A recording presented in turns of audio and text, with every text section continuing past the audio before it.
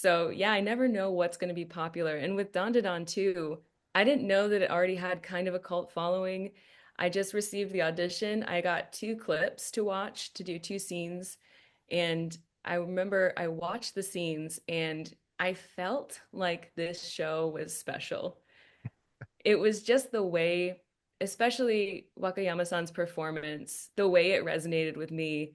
It felt like something extra. I don't know. I just had a good feeling about it, and I thought I would like the show, but I didn't know that it was going to be like an incredibly popular show.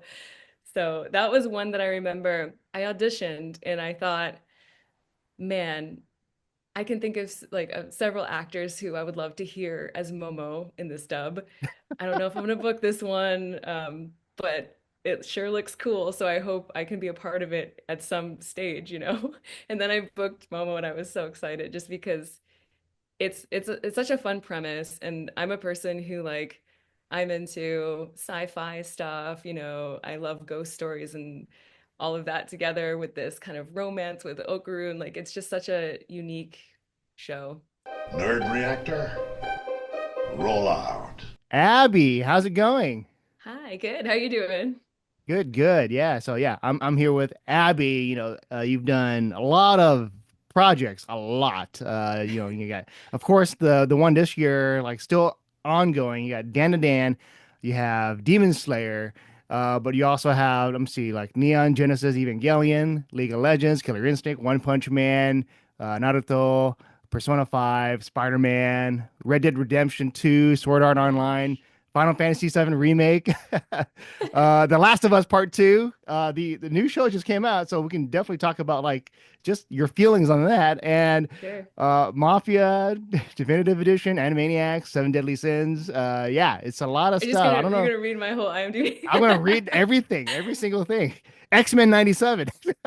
Yeah. Yeah. That's one of Uh, my personal favorites. X-Men '97. Yeah, we'll definitely I talk think about that that show too. is it's such a masterpiece, and just to be a small part of it is like incredible. I would be watching the show if I wasn't in it, though. It's not my biased opinion just because I'm in it. It's so fantastic. The writing, the voice acting, the animation, I love it so much. Oh yeah, and also like Marvel Rivals. So I feel like you have a lot of projects like just now that a lot of people are excited about. So like you're reaching all the different realms. You're like you're you're not limiting yourself. I try. I just audition and throw them out into the ether and hope someone hires me to do a job. Oh yeah, and I guess first question I want to just ask you right off the bat. Just starting off that first memorable memory of voice acting, like that first project. Like, oh wow, this is either interesting or it's like this is great. I want to do this for the rest of my life. So I had a kind of interesting story about getting into voiceover. I'm not sure if you're familiar, but I was working in Japan for a while as an actor, kind of gigging, doing my main job was doing children's shows that were to teach kids English, and they traveled around Japan. It was a great gig. But also at the same time, I was auditioning for other things, trying to be an actor, singer in whatever capacity I could. And I got to do a little bit of voiceover in Japan for some of the characters that are in the children's shows that I was in, like puppet voices or Kigurumi, the big costume characters that people wear on stage and dance around. They needed voiceover for those. So I did some of those voices and I really liked it. So I ended up later moving back to the United States to pursue voiceover specifically. And my first voiceover, my real first gig, I would say, in the United States came when I won a contest that was hosted by Bang Zoom. They're a studio that dubs a lot of anime. They record other things as well. And they did this contest on YouTube called Perfect Idol.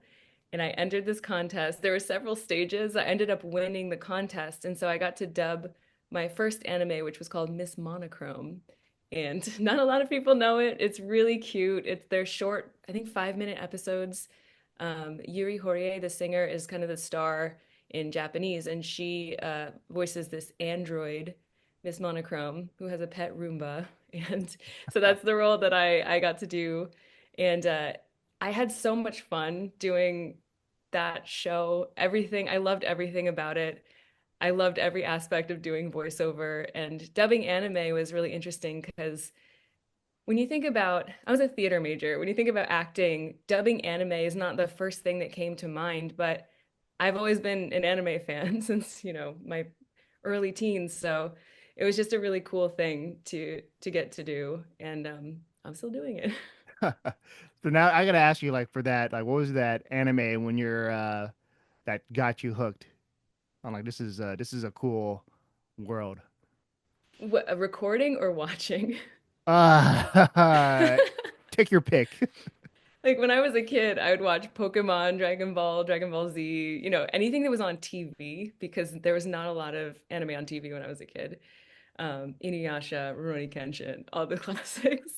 But now, I think I like dubbing anime, but the one that really changed my life is Demon Slayer because it is such a huge, widely appreciated property that it's opened up a lot of opportunities beyond just recording and dubbing that I never dreamed of, like meeting the Japanese cast and doing panels with them at Comic-Con, San Diego Comic-Con, or I went to Japan, was it last year for Kimetsusai, the fifth anniversary event of Demon Slayer, and I got to do a panel there with some of the Japanese cast. Like those things are unheard of.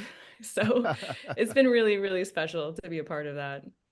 Oh yeah, just in terms of just being there with the cast, because usually when I think of voice acting, it's like you're solo in the booth, Mhm. and so I think with these conventions or other events, you get to actually meet your fellow actors. So, what does that feel like in terms of just when you're first doing things just with the director, and then now it's like, oh, there you are.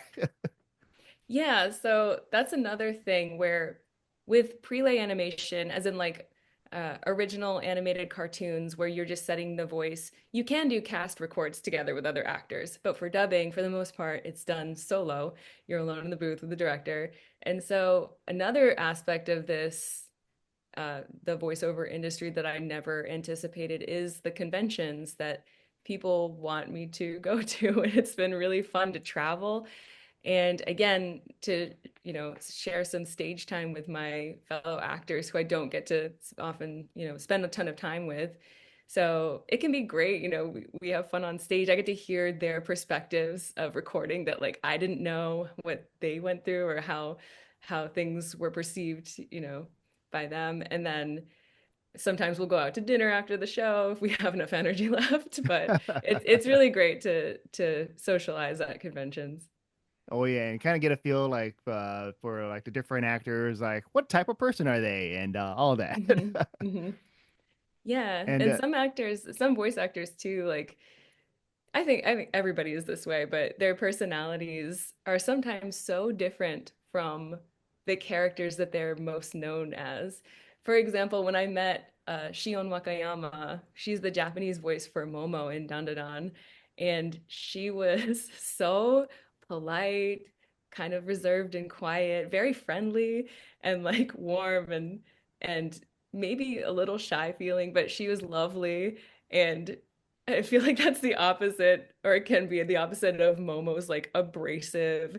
She's very loud. She's Momo's great too, but their personalities are very different. oh yeah, So that's always fun too.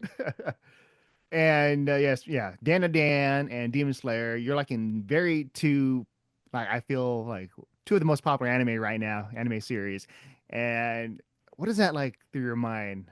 Just picking these projects. It's like, oh yes, people love it. Well, when I audition for stuff, I never know what's gonna hit.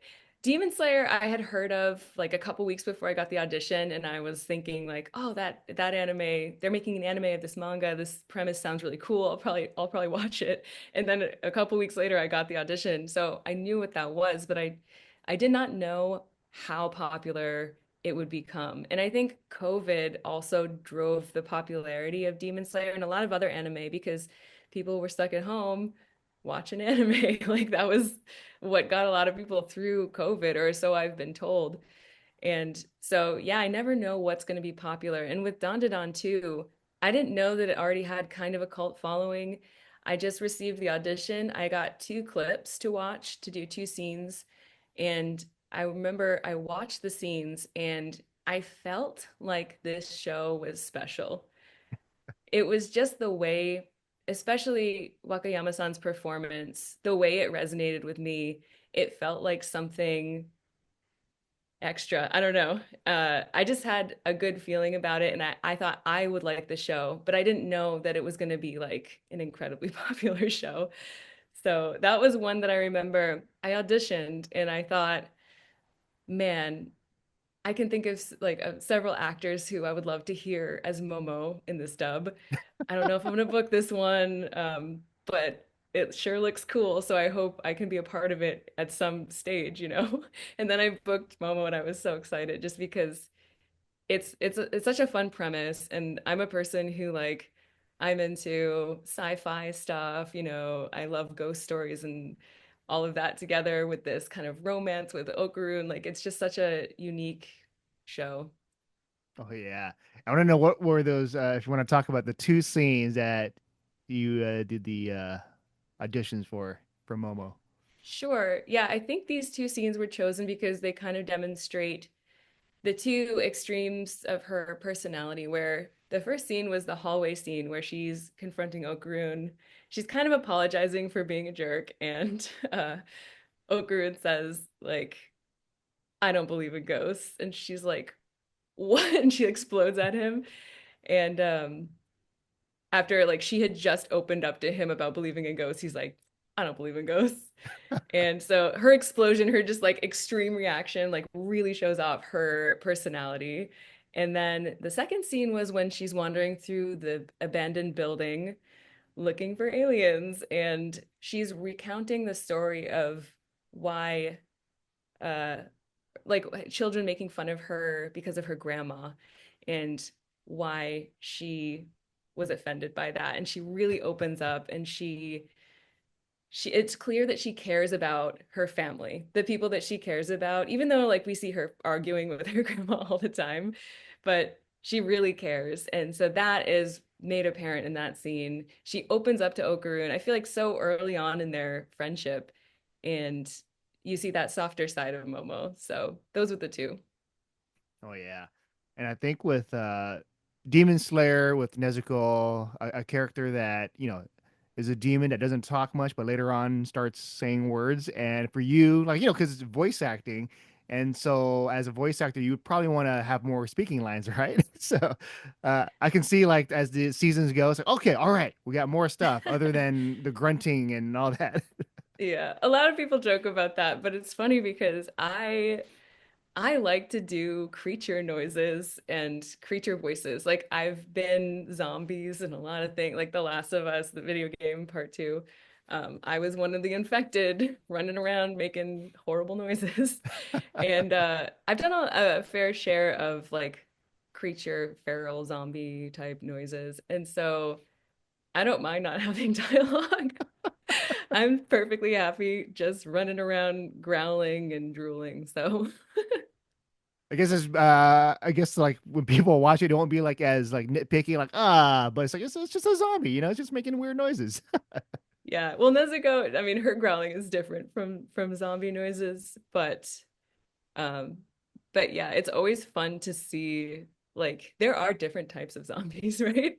Oh So yeah. when voicing a zombie, it's like, okay, is this like a Walking Dead type zombie with their like this dry growling, and or is it like a this zombie is decomposing and it's this juicy growl? That's fun for me to think about, like how these monsters are different and how the sounds would change. Oh yeah. And so yeah, you've done the world of anime. You've also done the Western animated shows and also video games that like in the Marvel realms because you got X-Men 97, Marvel Rivals. So I guess let's talk about Magic, Marvel Rivals, that process because that's a huge game too.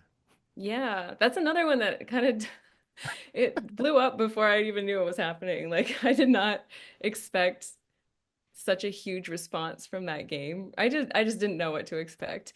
You know, I went in, I recorded, I had my fun as Magic, And then I kind of just like move on and like try not to think about things until they're released because we can't talk about anything until we sign NDAs, we have to wait until the show or game has dropped before we can say anything. So I just kind of forget about it.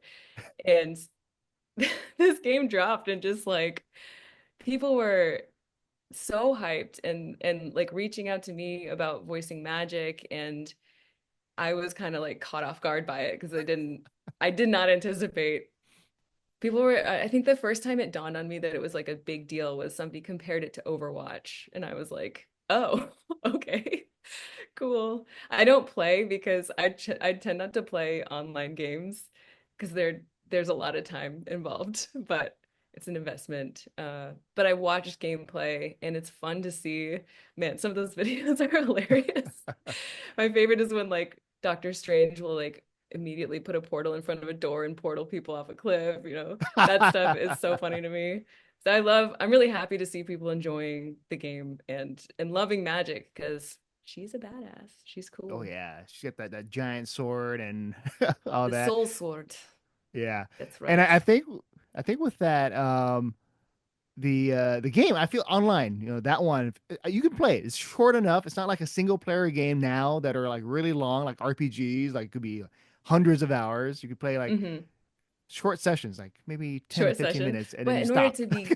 in order to be good at it, you have to like invest, right?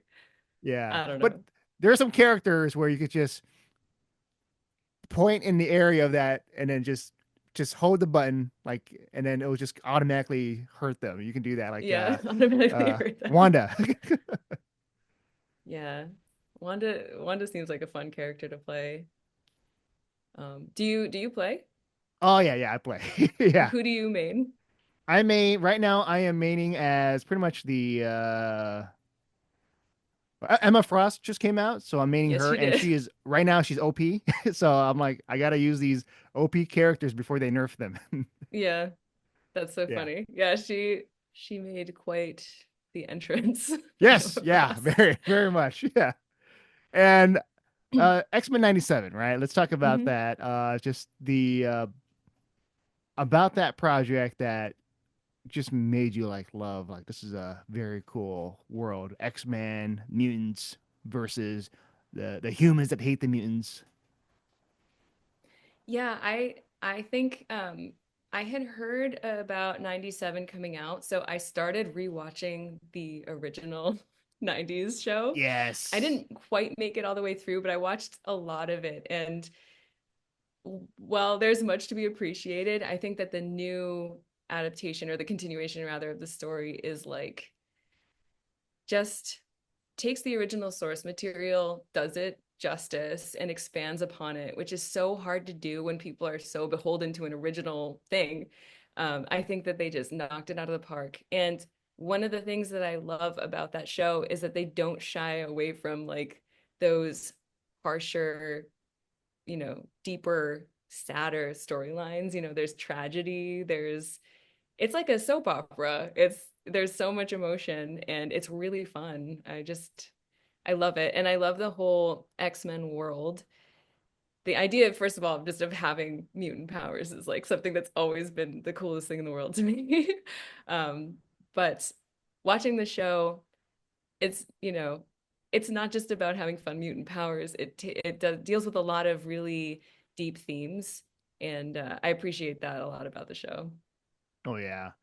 And I do want to touch upon because Dandadan season 2 is coming out, and I know you probably can't say much about it, but I just want to know, like, in terms of feelings, season 2, just having more of it, and whether I guess, what are you excited about for like the fans to just that that feeling, especially after the cliffhanger of the first season? Yeah, I think one of the thing that fans one of the things that fans love most about Dandadan is the relationship between Momo and Okarun. So I'm excited to, see more of that, and hopefully fans will have a good time. They announced that the first three episodes are going to be in theaters. Let's see, was it June? I think they said June, but I don't know if there was an exact date. And then the rest of the series will drop, I think they said July. So we'll get a taste of season two in theaters. And then not too long after we can watch the rest of season two. Oh yeah. So in theaters, and then after that, Demon Slayer's in theaters. So you're gonna be busy just being in theaters. And I don't know if you're the type of person that would go to a random theater just to watch audience reactions of your performance, or just the show in general. I like to go to theatrical releases, but it makes me anxious and nervous to be there with strangers in the audience because it's distracting for me. It's hard for me to pay attention to what's happening on screen if I'm like considering how the audience is reacting. So it can be a little distracting. But like for example, Alex Lee and I, we went to see Mugen Train when it came out in theaters just after like things started opening back up after COVID. And we thought we had rented out the whole theater. We thought we rented out a small theater for us and our friends, and we were going to watch it just us. And we got to the theater and we went inside and we realized that we'd not rented the theater. We rented like the balcony of a theater. So we were up in the balcony, and then below us, there were a bunch of people in the audience. So we could still hear them reacting. And yeah, whoops. That was like, it was cool, but also like I was distracted by hearing the audience. I could hear them crying, when Rengoku, uh, all of their reactions. It's takes me out of it a little bit, but it's a different experience to have that audience there too. Like I appreciate that is something that it's really special to be able to go to a theater, hear yourself on the big screen, and then have other people there reacting to it. So it is an experience to appreciate in itself, but it's hard to focus. focus. Yeah.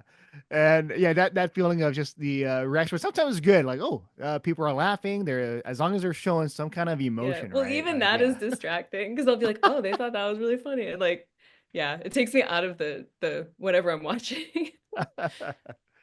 And then I really want to talk about Persona 5 when you voiced was it Tai Takemi? Takemi. Yeah. So Yeah. I'm Tai Takemi in Persona 5R, Persona 5 Royal, Yeah. the reboot. And I had a great time voicing Tai. She's just like one of the coolest characters I think I've voiced. She's so chill. I love her style, her goth style. Her shoes are incredible. And it's kind of messed up that she experiments on children, essentially. It's kind of messed Oh up. yeah. Yeah. Oh yeah. And no, because like when I play Persona 5, every chance I get, I would visit her in her clinic, and she's Hmm. always like just sitting down with her legs crossed and with her clipboard. And but it's like I'm there. It's like Telling I you to wanna try please to head form into the this exam romantic room. relationship with her. That's right. Yeah, the goth doc. And I guess like with that, like these games that you've played or not played but voiced, is there Hmm. any particular game where you're like, maybe I'll play this game? Yeah, definitely. I played Near Automata. I voiced the pod in that game just because the aesthetic alone, the atmosphere. I feel like that game for me is mostly about the atmosphere and the music. It's just a beautiful game. So I've played that one. I played Fire Emblem Three Houses because I had never played a Fire Emblem game. And so when we recorded that, I was like, oh, this actually looks really fun and all my friends are in it. So I kind of want to play it. So I played that one. Yeah, sometimes. And then I kind of have to pick and choose because there are games that I'm not in that I want to play. Like I'm still running around in Tears of the Kingdom trying to get all the Koroks. So I don't have time to play everything, unfortunately.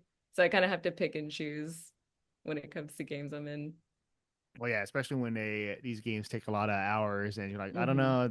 know, I don't want to be obsessed, and then I can't do anything else. Yeah, exactly. And then, okay, Disney, Dreamlight Valley, Anna. Oh, Anna, yes. Yeah. And just like Yeah. in terms of, yeah, just playing a Disney character and in this world of just interacting with other Disney characters, because she's got in the game, they usually say like their iconic lines and they get to Hmm. interact with so many. And so it's like the ultimate crossover. And so what is that like for you? Just getting to interact with maybe like Mickey Mouse, Minnie Mouse, etc. That game, so that's one I haven't played, but I had friends who were playing it who then later found out that I was in it and they were so excited because they didn't realize it was me.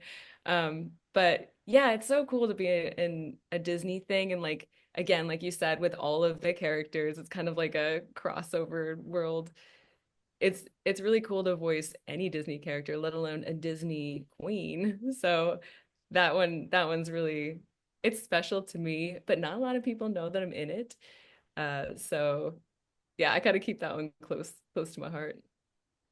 Oh yeah, because she's every time like because I play that game too. So Oh, you do? she's interacting with Elsa and yeah, it's just cool to see like them walking around the map and like trying to track where they're at because you're trying to do the missions like where's Anna? Where is she? I can't find her. And then you have to look at the map and then you set the trail and then you follow her. It's like she's right here.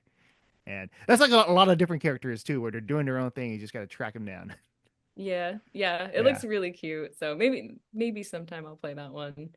But yeah. yeah.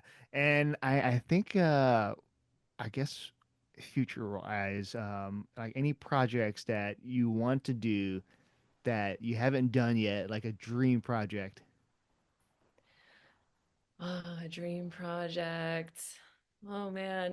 I think like voicing Samus in a Metroid game would be really cool, even though I'm conflicted because I love Samus as kind of like the silent hero, like Link doesn't really say much. So Yeah. I kind of don't want Samus to have like monologues, but it would be cool to be Samus because I'm a huge Metroid fan. So that's one that it would be legendary. Or even to just be in it in some capacity, like a computer voice. I don't care. Just put me in the game. It'd be awesome. Oh yeah, anything like that. Yeah. And because I was playing Metroid Prime Beyond, there's a demo, the Nintendo Experience, and Mhm. the controllers are different because now with the Switch 2, you can use it as a mouse and keyboard. And Yeah. so you should try that when it comes out. Oh, I definitely will. Yeah. I think I've played most, if not all, of the Metroid games so far. So There you go. Yeah, yeah, yeah. it's And on the then you turn list. into a ball. You can do the sound effects for when she turns into a ball. Oh man. Yeah, I can't wait for the Switch too. I really want to play Donkey Kong. I love the character designs. They look so cool. Oh Yeah, I'm yeah. excited. And I guess we're almost up to the end of the interview, but I guess for my last question I want to ask, just in terms of just all these characters that you voice, is there that one character that stood out for you where you're excited to talk about, and when someone asks about it, you just remember every detail about it? I have a lot of like personal favorites that not a lot of people know. One of them that I think deserves more recognition is Ivy and Carmen Sandiego on Netflix. I had such a great time in that show. It was so much fun. So anytime someone comes up to me talking about Carmen Sandiego, I lose it. But another personal favorite is Bug Snacks. And Bug Snacks is a game that has kind of a cult following, like people who have played it. There are some people who are like obsessed with it. And every once in a while, I'll get a Bug Snacks fan. I think like a couple weeks ago, somebody brought me a print of Honeybee and I freaked out. I was so excited to see a Bug Snacks fan in the wild. And yeah, that's one that's very special to me. So what, yeah, what is it about that just that you enjoyed so much? I thought that the sessions were so much fun because I got to the session knowing like I'm going to be voicing a handful of bug snacks. I did not know which bug snacks.